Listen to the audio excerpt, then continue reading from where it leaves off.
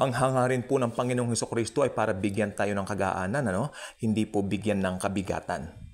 Maliwanag po yan. Alarming because I just heard a pastor na sinasabihan niya yung congregation niya that you are a Christian indeed if you read the Bible 4 to 5 times a year.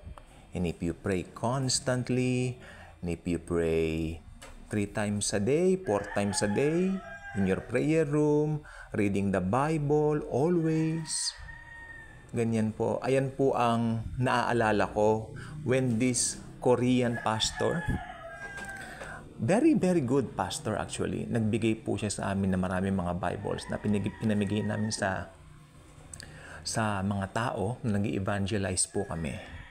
But ako po ay nasyak doon sa kanyang view o pananaw na puro ang nagmo-motivate pala sa kanila ay takot, fear, instead na pag-ibig ni Jesus. Mahirap po yan sapagkat naka-base po sila, malungkot man pong sabihin, sa kanilang works.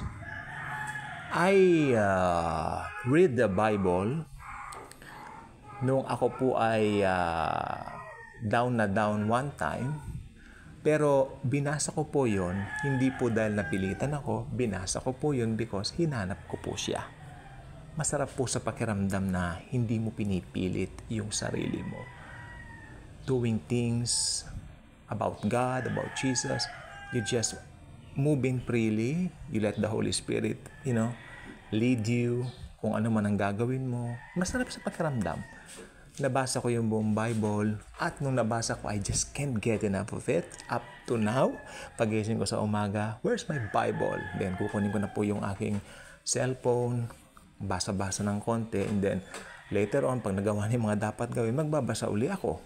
I mean, hindi po yung tipong ginagawa mo ito as an obligation. It's not like that. You got the wrong impression about the Lord Jesus. I'm so sorry. I'm so sad with these people. You cannot base your salvation according to your behavior. Kahapon po, bad trip ako. Maniwala po ba kayo sa hindi? Kausap po yung sister ko and then, wow, with the news na binigay niya, sino bang hindi mababad trip? Pero I choose calmness. I choose joy over worry. And, sabi ko na lang, wag na lang natin pag-usapan. And then, sabi ko, manalangin na tayo, sabi niya. Mas maganda ikaw nang manalangin, sabi ko sa kanya. Dahil sa totoo lang po, wala ako sa mood kahapon. Masyado akong nasyak. Pero, sabi ko, Lord, yung mga situations na ganito, nasa kamay po ninyo. And ako, ang importante po talaga sa akin, I was saved by grace. Forever na po yun. Si Jesus ang may hawak ng salvation ko. Ang saya-saya ko kagabi habang naliligo ako. Lord, kung ang salvation ko hawak ko, wala na. Hindi ako pupunta ng langit. Malamang impyerno ako. Kasi maya't maya, nagkakamali ka, nabubwisit ka, naaasar ka. Ang dami po kasi ngayon na mga dapat gawin. You know what? Kanina pinuntahan ko po yung kapwa-ahente ko. Sabi ko na lang na, malapit na dumating yung hinihintay natin. Pero ang totoo lang po, hindi ko po alam kung kailan. Kasi ang akin lang po dito, kaya ako po, sorry po, ang ginawa ko po yun, sinabi naman na po, kaya hindi ko lang po alam yung exact date. Pero sa biyaya po ng Panginoon, sa panalangin na rin po ninyo, yung inihintay po namin darating na. Okay, para masaya naman ang mga Pasko natin. Ano po? Anyway, ako po ay naligtas dahil sa biyaya. Tapos, hindi po ako naligtas dahil sa gawa ko. Naligtas po ako dahil sa Panginoong Hesukristo. At nakaka-alarm din po itong pastor na narinig ko. I won't give you his name. Baka kilala po niyo nasaan. Hindi ko po bibigyan pangalan niya. Madalas po siyang nagsa-surface dito. Hindi po ganun karami ang kanyang views. Actually, mas marami po yung nakukuha nating views kaysa sa kanya. Mabuti naman po. Naku, kawawa naman yung manonood yan. Panginoon ko, kawawa po, Diyos ko. Huwag niyong pahintulot. Hindi, dapat ang mapanood ng mga tao, grace, hindi ganyan. Parang burden ang binibigay ng mga tao yan sa kapwa nila mga tao. So, ang sabi pa nito ito nanonood po kanina. Ang sabi niya, Na-burden ako nung nakita kong ganito ang nangyari sa mga ano ko. Ako ay nanikluhod, sabi niya. Sa English, sabi niya, I implore God. I implore God. Bago raw siya mag-preach, naninikluhod daw siya. Hindi ba anak ka na nga ng Diyos? Ba't kailangan mo pang gawin yon? Ganun ba? Halimbawa, ang tatay mo ba tatawagin mong bossing? Hindi. Daddy. Di ba? Ang tawag natin sa Diyos, hindi na po Diyos kundi Daddy God, Father. Pero ang pinakamasarap po kasi sa aking pangalan ni Jesus. So, madalas ko when it comes to God, Jesus ang name. Sabi niya, nanikluhod ako bago ako humarap sa aking congregation. Sabi niya, kasi cargo ko sila. Kanya, oh my Lord, wala pong ganyan nakalagay sa Bible. Unang-una mali. Ang pastor po, ulitin ko po ang pastor po, actually, ang title na pastor sa Panginoong Hesus lang. Tayo, yung gawain ng pastoring. Sa lahat ng Kristiyano yan. Kasi whenever you go to the bus, di ba?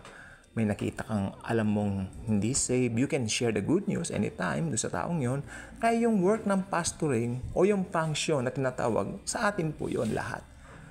Parang feeling parang ano siya.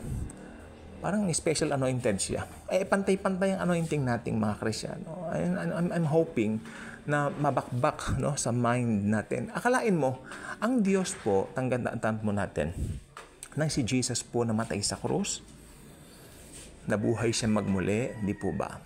So, tapos na nabuksan na ang gloria ng kalangitan. It only means one thing, available na 24/7 ang grace, hindi na po mawawala.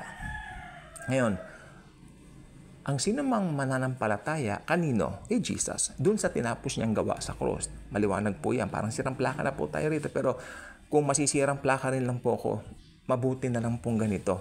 Kung makakabuti po naman sa marami. Okay? Sirang plaka na lang tayo. Lagi. At kung tayo po'y tumanggap na sa Panginoong Hesus, naging anak na tayo ng Diyos. Maliwanag po yan. Sa lahat ng tumanggap sa Kanya, sila'y pinagkalooban niya na maging mga anak ng Diyos. So, anak na po tayo ng Diyos. Hindi na tayo alipin. Tulad ng sabi ng aklat ng Galatia, hindi na ka na alipin. Ngayon, anak ka na. Kaya sabi ng Galatia 5:1, huwag na kayong magpapaalipin pa. Manatili kayong malaya. Paano mo pa sabing malaya ka? Kung maninikluhod, sobrang maninikluhod, oh Diyos ko, oh implore God, I implore heaven. No. Halimbawa, ang tatay mo, may sakit ka. Tapos, pupunta ka sa tatay mo, sa daddy mo. Bossing, nagmamakaawa ko sa iyo. Bigyan mo naman ako ng 500 para pumunta ako sa doktor. Pero siyempre hindi mangyayari yun. Pag nakita ka ng tatay mo may sakit ka, halika na anak. Tara na sa pinakamahal na ospital. Maski lagnat lang yan, sa pinakamahal na ospital. Patitignan kita. Personally po yan, ako po ay nagkasakit noon. Noong nahirapan akong huminga, dinalagad ako ng daddy ko sa US. Sarado na kasi yung USD hospital So, dinala po ako sa FEU. No? Bata pa ako noon nandito pa dati sa Moraita yung FEU hospital. Oo. Hindi po ba? Kasi pag sa USD, malapit kami doon, papasok ka pa doon sa FEU, diretso na lang Wala naman daw po akong sakit, kaya lang na-stress lang ako. Ang bata ko pa noon, 12 anyos o 13. Kaya sabi ko, ang daddy ko lagi nandyan. Dinalagad ako. Di ba? Magmamakaawa ka? Ngayon, tatay na natin ng Diyos. Sasabihin mo, oy, bossing, maawa ka naman. I implore you. Cargo ko ang mga tao. Unang-una, mali po ang setting ng institutional church. But unfortunately, that's not our topic today. Ang gusto ko lang pong bigyan din dito, malaya na po tayo. Umakto po tayo sa kalayaan. Huwag tayong makikinig doon sa mga nangangaral lang, nagbibigay pa ng mga burden. Ako ay nagagalit sa ganyan. Alam niyo kung bakit? Kasi ninenegate nila yung ginawa ni Jesus sa krus ng Kalbaryo. Why? Why are you negating such a very, very precious work? Very precious work. His death, burial, and resurrection. And now we are free because of that. That's why if you're not yet a subscriber of this channel, I invite you to do so. Click the notification bell, share this video, share the wonderful love of the Savior, the Lord Jesus Christ. Thank you, and Jesus truly loves us all.